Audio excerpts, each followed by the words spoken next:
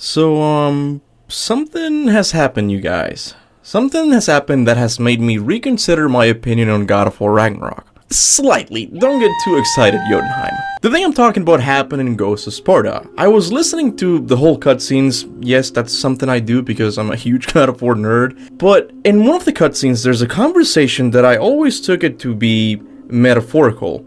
But if you actually take it literally, it could possibly change how you view Kratos or how you view the entire God of War series. In a positive way, I mean. Let's get into the video. Let me start off by going back to God of War 1. I'm gonna ask you one simple question. What did Kratos become at the end of God of War 1? This is simple. He became the God of War. But why is this? Athena makes it seem like he became the God of War because he did good for the gods and is like, hey, here's a new job. Take it, it's yours, right? But within the God of War universe, there seems to be an unspoken mutiny law.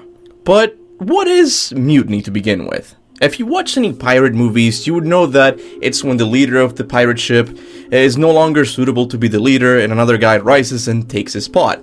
By killing that guy, by putting him to walk on the wooden board and send him to the sharks, that guy becomes the new leader. There seems to be something like that going on in the God of War series.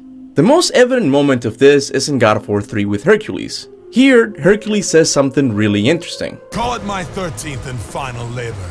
Soon I will become the God of War and claim the throne for myself. When he says this, he's implying that he's going to kill Kratos, become the God of War, and then sit on the throne. This means that Hercules is under the impression that as long as he kills Kratos, the current God of War, he too will become the God of War.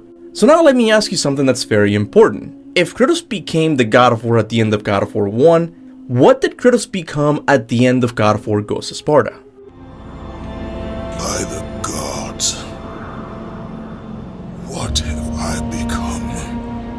Death, the destroyer of worlds.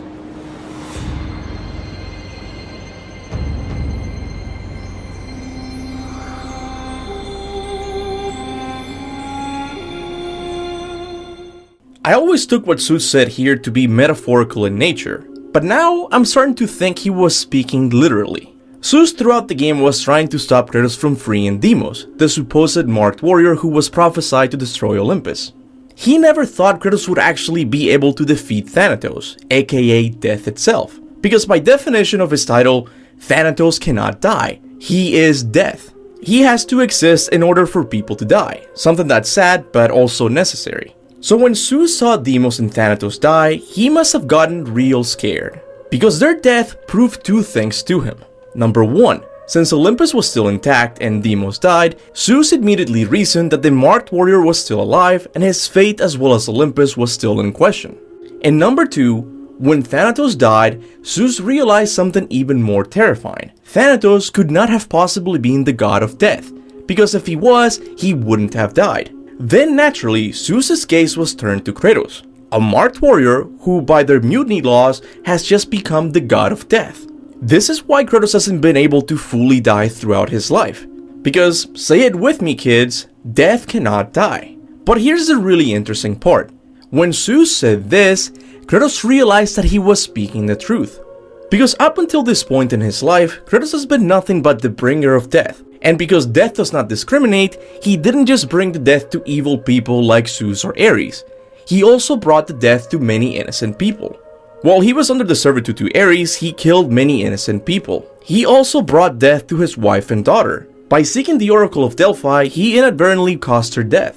He brought death to Orcos. He brought death to this poor innocent lady who fell out of the balcony when she saw him. He brought death to his own mother. And finally, he brought death to his own brother when he said that their fight against Thanatos wasn't over. If you change Kratos' name to the Grim Reaper and give him a black hood, you will not be able to tell the difference between the two.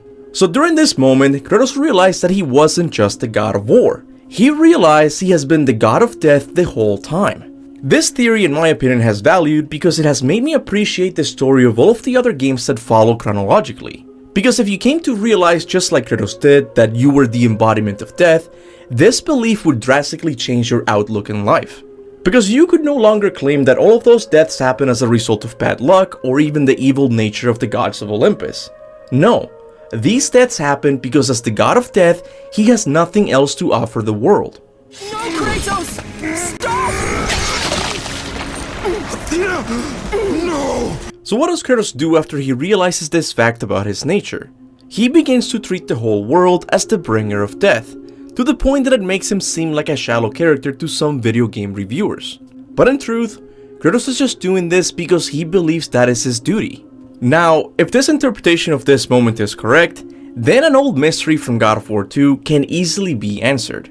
The mystery I'm referring to comes in the form of a very simple question. If Kratos gained the power to time travel, why didn't he forget about Zeus and instead go to the time he killed his family to save them from his past self?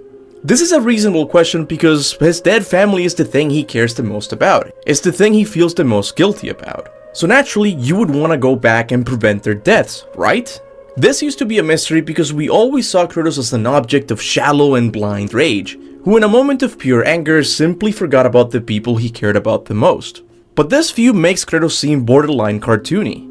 But what if Kratos by this point had accepted his role as the god of death so much that he looked back at his wife and daughter's death as an event that couldn't be prevented? All that is left for you is death!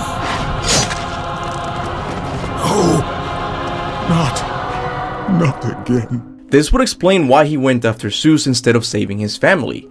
That he was not in the business of saving people. As the god of death, he had to bring death to Zeus.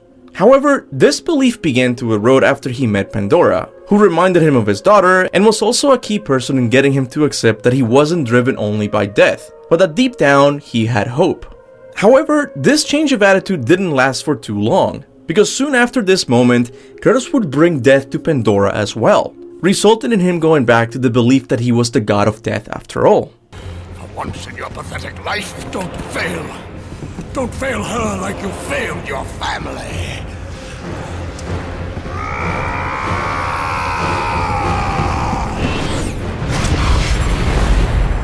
This theory will also make you see the intro of God of War 2018 very differently.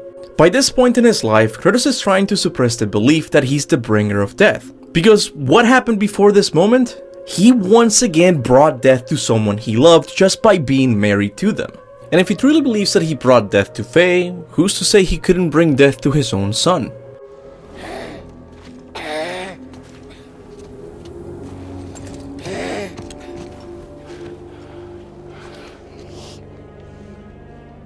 Sickness. Fever has returned. This is why later in God of War Ragnarok, the Norns will grill him about his new motivations for killing gods. From their perspective, it isn't enough for Kratos to kill gods for good reasons such as defending his child. If he truly wants to break his title of God of Death, he will have to go against his own nature, which he succeeds in doing when he spares Thor's life. We don't change. We are destroyers. Destroyer of worlds. No more. No more. But here's the interesting thing. If Kratos stopped being the god of death in this moment, then this comes with some serious implications for Kratos in the next game. By refusing to kill Thor, did Kratos stop being the god of death? After all, this was the first time he didn't take care of his duties. Is it possible he's not immortal anymore? Could the higher powers that gave him the role of god of death be upset with him, resulting in some retribution for disobeying his purpose? Could this be how the higher plane of existence is officially introduced in the series? Technically, a more reasonable theory is that this conversation between Kratos and Zeus is what remains of the original ending for the trilogy that saw Kratos becoming death itself. There was a second epilogue where ultimately what happened to Kratos, and we had talked about, I know it's been attributed to different people, but the ultimate idea was that the Blades of Chaos were sort of ultimately melted down to become the Grim Reaper's scythe, and Kratos becomes the Grim Reaper.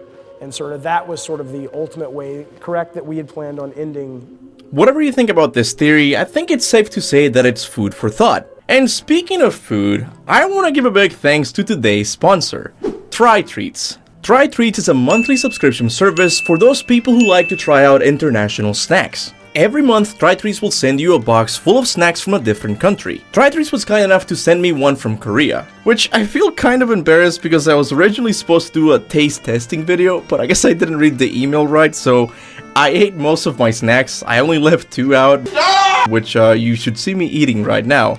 And let me tell you, they are truly quite delicious. I didn't know there were people in Korea that were eating seaweed as a snack. Initially that sounds wrong, but it's actually really crispy and quite delicious. It's like a healthy chip. It's really good. They also had these strawberry Cheetos looking things that are actually really good. They also have these things called Chocoboy mushroom, which is a little cracker in the shape of a mushroom with the chocolate top. It's really delicious, you guys. So if you want to try out this amazing monthly service, make sure to use my affiliate code, which can be found in the description of the video as well as in the pinned comment. By doing this, you will be helping the channel directly. But don't worry, because there's also more good news for you. On your first purchase, before you check out, make sure to use the coupon Kaptain Kuba in all caps to get 15% off on your first purchase. Guys, at least give this service a try. They are really freaking good. Anyway, big thanks to Tri3s for sponsoring the video.